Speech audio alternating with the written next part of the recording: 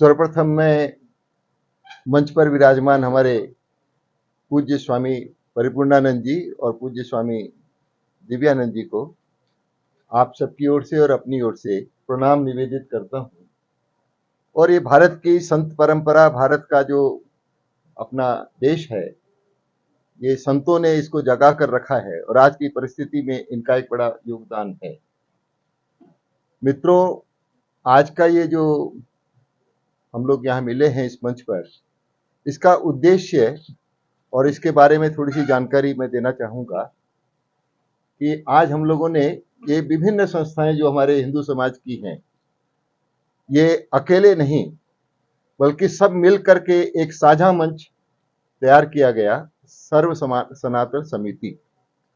और इस सर्व सनातन समिति में ही आप मंच पर देख रहे हैं हमारे सिख पंथ के भी हैं, बौद्ध धर्म के भी लोग हैं, जैन धर्म के भी हैं। तो सर्व हिंदू एक व्यापक जो हिंदू समाज है उसके प्रतिनिधि यहाँ पर उपस्थित हैं।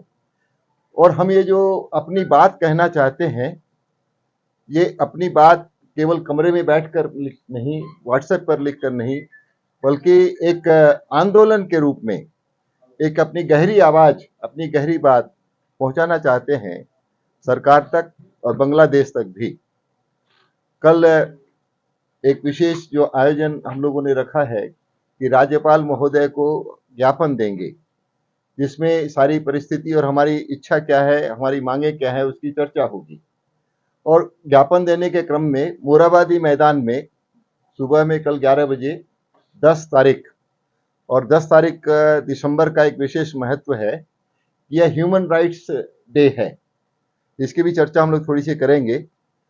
तो मानवाधिकार दिवस के ऊपर हमारे जो अधिकारों का जो हनन हो रहा है, खासकर हिंदुओं का जो बांग्लादेश में है, उनके मानवाधिकारों की सुरक्षा के लिए हम क्या कर सकते हैं, ये एक आवाज हम कल उठाना चाहते हैं। और मोराबादी मैदान में 11 बजे हम लोग इकट्ठे होंगे, सर्व सनातन समिति से जो जुड़े लोग हैं, और वहां पर लगभग 1 घंटे का आपस में विचार विनिमय, कुछ बात भाषण होंगे।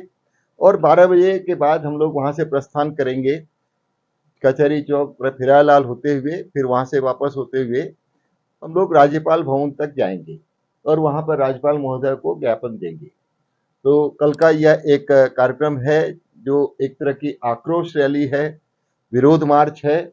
और हम आग्रह करते हैं कि हमारे सभी हिंदू समाज के सभी बंधु इसमें, ठीक है किसी कार्यक्रम की संचालना के लिए कुछ विशेष लोगों का दायित्व होता है, लेकिन यह विषय पूरे हिंदू समाज का है।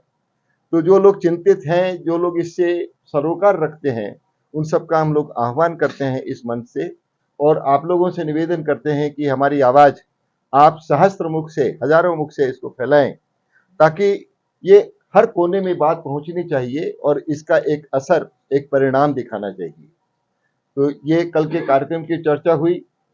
मित्रों, अब ये बांग्लादेश का जो संकट है, आप भी जानते हैं, हम भी जानते हैं, लेकिन इसकी पृष्ठभूमि में कुछ बातों की चर्चा आज हमको करना आवश्यक दिखता है।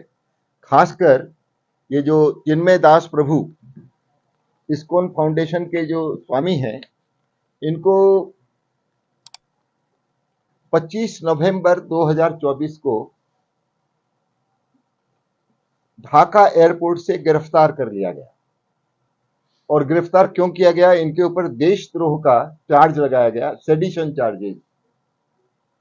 और सेडिशन चार्जेस में उन्होंने कहा कि इसमें इनकी जो गतिविधियां हैं बांग्लादेश की शांति और वहां के देश के हित में नहीं है, ऐसा देशद्रोह का चार्ज लगाया गया। और सेकेंड डे 26 नवंबर को, जैसा अरेस्ट करने की प्रक्रिया के बाद होता है, उनको कोर्ट में हाजिर किया गया। लेकिन कोर्ट ने भी अपने निर्णय में ये कहा कि इनको बेल देने नहीं दी जा सकती है और इनको पुलिस रिमांड में भी भेजने के बदले सीधे जेल भेज दिया जाए, क्योंकि इनके ऊपर सेडिशन के चार्जेस हैं। तो ये जो कोर्ट का फैसला हुआ, इसके तत्काल बाद वहां जो कोर्ट परिसर में जो लोग थे उन्होंने प्रोटेस्ट किया और ये पूरी बात जो है धीरे धीरे बांग्लादेश में पहुंच गई। और वहीं पर तत्काल जो घटना हुई उसमें कोर्ट परिसर में एक वकील की हत्या भी हो गई। और फिर ये कहा गया कि ये भले ही मुसलमान होंगे वकील, लेकिन चूंकि इन्होंने हिंदू की वकालत की है तो हत्या ही इसका एकमात्र उसका सॉल्यूशन है। तो जैसे ही ये बात पहुंची है, तो उसके बाद एक खौफ का माहौल, डराने का कि हम अपनी आवाज भी नहीं उठा सकते हैं, न्याय के दरवाजे तक पहुंच नहीं सकते हैं, ये एक संदेश पूरे जन समाज में देने की चेष्टा हुई। और उसके अंतर्गत जो जिनमें प्रभुदास प्रभु को अभी तक जेल में रखा गया है, कोई अदालत से उनको कोई छूट नहीं मिली है, और उल्टे एक भय का वातावरण वहां निर्माण हुआ है। और कोई वकील के भी उनकी मारपीट हुई है, हत्या हुई है, इस तरह का कोई वकील उनको मिलने वाला नहीं। तो ये एक विकट परिस्थिति जो है कि हम जो अपनी बात का, अच्छा, हमारे जो स्वामी जी हैं चिन्मय कृष्ण दास प्रभु जी, ये तो कोई धार्मिक, इनका तो कोई पॉलिटिक्स से कोई लेना देना नहीं। प्रभु का भजन करना है, तो आप अगर कहें कि भी देशद्रोह का आरोप है, तो बड़ी हास्यास्पद बात लगती है। और उस पिटीशन में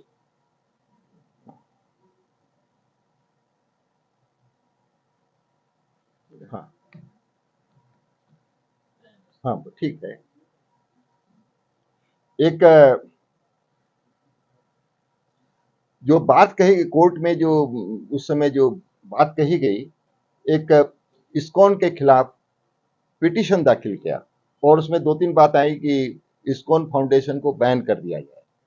दूसरा बात है चित्तगांव और रंगपुर नाम के जो इलाके जो आसपास में हैं, वहां पर इमरजेंसी लागू किया जाए, जिससे कि किसी प्रकार की वहां पे घटना न हो। और तीसरा, हाई कोर्ट की बेंच एक ऐसा ऑर्डर निकाले जिससे कि जो भी रिलीजियस माइनॉरिटीज हैं, और खास करके हिंदू, उनके खिलाफ में स्टेप लिए जाएं। तो ये जो ऑर्डर था, बिल्कुल अन्यायपूर्वक जो ऑर्डर हुआ, इसके प्रोटेस्ट में सारे बांग्लादेश में आंदोलन हुए हैं।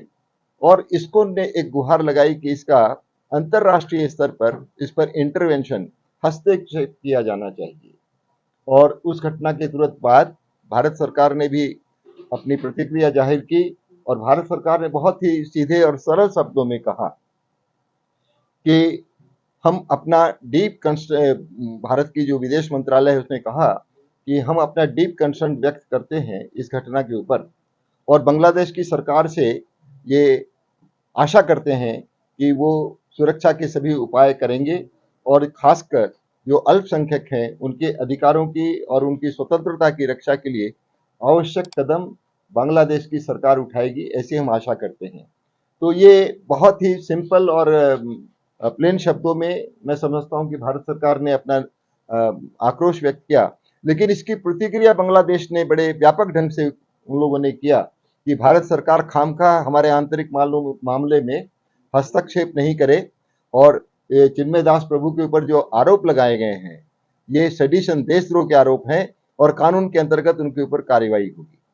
तो बांग्लादेश की जो मानसिकता है, एक तो न्याय के प्रति उनकी कोई आस्था नहीं है, और एक में जो एजेंडा दिखाई पड़ता है कि हिंदुओं के ऊपर अत्याचार, और हिंदू वहां से जीरो हो जाएं, क्योंकि वो पाकिस्तान है, जब तक केवल मुसलमान नहीं होंगे वो पाकिस्तान नहीं हो सकता।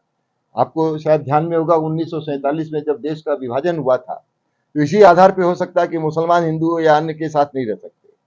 तो ये जो बाद में समझौता हुआ कि जो जहां वहां रहेगा, और उसका दुष्परिणाम हम लोग आज देख रहे हैं। तो ये हिंदू की जो जनसंख्या है, जो विभाजन के समय लगभग 20% हिंदू थे ईस्ट पाकिस्तान में, जो आज बांग्लादेश है, वहां पर मात्र 8% हिंदू रह गए हैं। तो इतने 11 या उससे अधिक प्रतिशत की जो जनसंख्या का ह्रास हुआ है, एक बहुत बड़ा एक कुत्सित प्रयास है जो वर्षों से चलता आ रहा है। 1971 के बाद खास करके इसमें बड़ी बड़ी घटनाएं हुई हैं, और 1971 में ये जो बातें हुई, उसमें पाकिस्तान की मिलिट्री ने बांग्लादेश में हिंदुओं पे जो अत्याचार किए हैं, उसका एक जेनोसाइड शब्द उसके लिए उचित होता है, जो व्यापक जनसंहार। और उसको यूएन ने, यूनाइटेड नेशंस को बोलना चाहिए कि ये जनसंहार हुआ है, लेकिन जनसंहार आज तक नहीं बोला।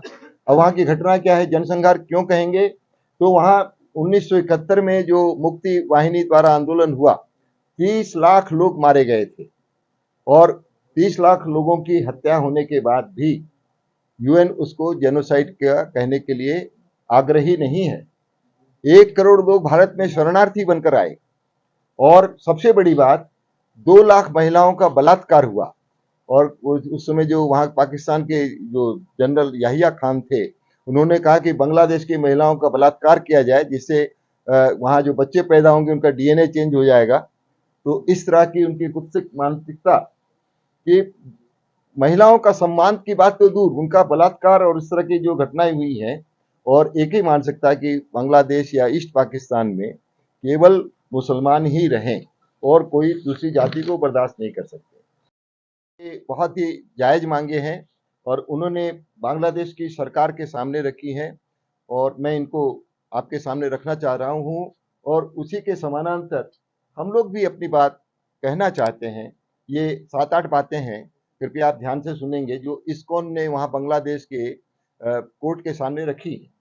पहला तो special tribunal for minority persecution, जो अल्पसंख्यकों के ऊपर जो अत्याचार हो रहे हैं, उसके लिए एक फास्ट ट्रैक कोर्ट की स्थापना हो, जिससे कि वहाँ न्याय की स्थापना हो सके और जो अल्पसंख्यकों का हिंसा हो रही है वो रुके। तो पहली बात, तो बांग्लादेश सरकार एक ट्रिब्यूनल की स्थापना करें फॉर माइनॉरिटी प्रोसिक्यूशन के लिए स्पेशल कोर्ट बने।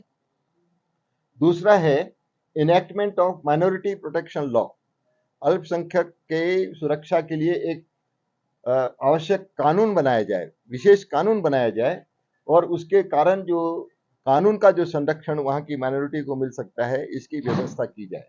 तो पहली बात, एक ट्रिब्यूनल बनाया जाए, फास्ट ट्रैक कोर्ट जो अभी तुरंत के जो मामले हैं उनका निपटारा करने के लिए। दूसरी बात, एक माइनॉरिटी की सुरक्षा के लिए वहाँ एक कानून बनाया जाए। और तीसरी बात, वहाँ पर एक मंत्रालय बनाया जाए माइनॉरिटी अफेयर्स के लिए, जैसे भारत में अल्पसंख्यक मंत्रालय है, उसी तर्ज पर बांग्लादेश में भी एक अल्पसंख्यक मंत्रालय बने। Upgrade welfare trust to foundation, और जितने इस्कॉन फाउंडेशन जैसी जैसी हिंदू संस्थाएं हैं उन पे सरकारी हस्तक्षेप कम किया जाए और उनको अपने तरीके से चलने की स्वतंत्रता मिले। Recovery and protection of temple property, इस दौरान जो मंदिरों की संपत्तियां जला दी गई, नष्ट कर दी गई, हड़प लिया गया, उन पर अनधिकार हुआ, उसको वापस किया जाए और उसकी जो अभी संपत्तियां हैं उसकी सुरक्षा तय की जाए। Implementation of existing laws against violence, जो हिंसा हो रही है, हिंसा को रोकने के लिए जो बांग्लादेश के जो वर्तमान में जो कानून है उसके प्रावधानों का पालन करते हुए हिंसा को रोका जाए। प्रैक्टिस मेजर्स फॉर रिहेबिलिटेशन, और जिन हिंदू बहन भाइयों का वहाँ पर विस्थापन हुआ है, उनके घर जलाए गए, उनके व्यापार दुकानें जलाई गई, उनका जो संपत्तियां नष्ट की, उनको पुनः रोजगार मिले, खाने पीने की व्यवस्था हो और उनका रिहेबिलिटेशन, पुनर्स्थापना के लिए सरकार चेष्टा करे और उसके लिए आवश्यक कदम उठाए। और inclusion of minorities in national governance, Bangladesh की जो सरकारी जो तंत्र है, नीतियों का निर्धारण है, उसमें अल्पसंख्यकों की आवाज भी शामिल हो, ये भी आवश्यक है। तो ये 8 पॉइंट इस्कॉन फाउंडेशन ने वहाँ की सरकार के सामने रखे हैं। मैं समझता हूँ ये बातें सबके समझ में आने वाली हैं, ये तुरंत अनिवार्य भी हैं, आवश्यक भी हैं और हम सब भारतीयों की तरफ से भी इसका समर्थन करना चाहिए और इसमें स्वर में स्वर मिलाकर हम लोग भी अपनी बात कहें कि भाई जो भी अत्याचार हुए हैं उसके लिए फास्ट ट्रैक उसका ट्रिब्यूनल बने, अलग से माइनॉरिटी मिनिस्ट्री बने, अल्पसंख्यकों के लिए अलग से कानून बने और सरकार की नीतियों में हमारा भी आवाज उसमें सुनी जाए। तो ये सारी बातें इस्कॉन ने रखी हैं और हम लोग भी अपनी तरफ से उनका समर्थन भी करते हैं और उसमें स्वर भी मिलाना चाहते हैं। तो ये